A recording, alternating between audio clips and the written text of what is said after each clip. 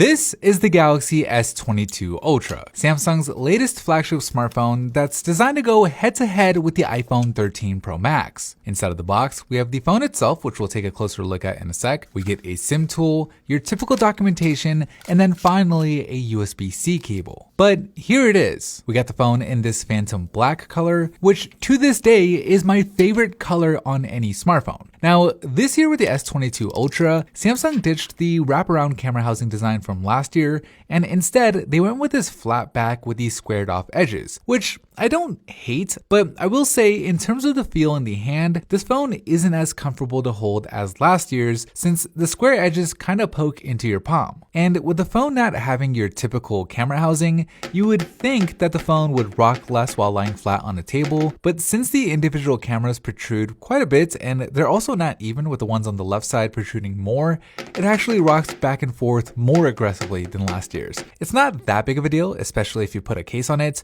but it is something worth noting. Speaking of notes, the S22 Ultra is the first Galaxy S phone to come with an included S Pen, and I'm happy to see it. With the S Pen, you can visually jot down your thoughts on the fly, you can take photos remotely by pressing on that little button, and one of the most underappreciated features about the S Pen is it just gives you something to click on while you're sitting at your desk. Now, the good news is even though the S Pen takes up quite a bit of internal space, it's the equivalent of like 4 or 5 headphone jacks stacked up on top of each other, Samsung managed to keep the S22 Ultra about the same size and weight as the S21 Ultra while retaining that massive 5000 mAh battery. I'm actually looking forward to seeing how this phone is going to do in our battery test, considering it has a new and more efficient 4nm chip to go along with its new and more efficient display. I'm not sure if any of that will translate into challenging a phone like the iPhone 13 Pro Max, which at the moment sits at the top of our battery test rankings, but it'll be interesting to see.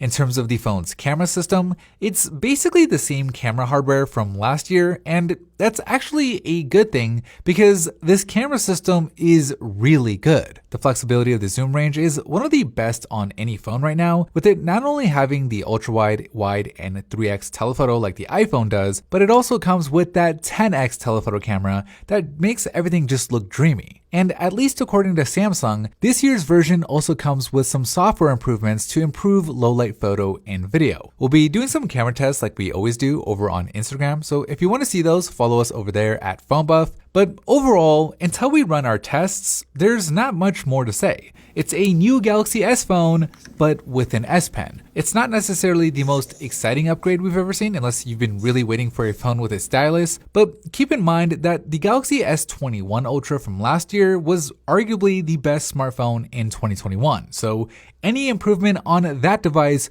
makes for a pretty good smartphone.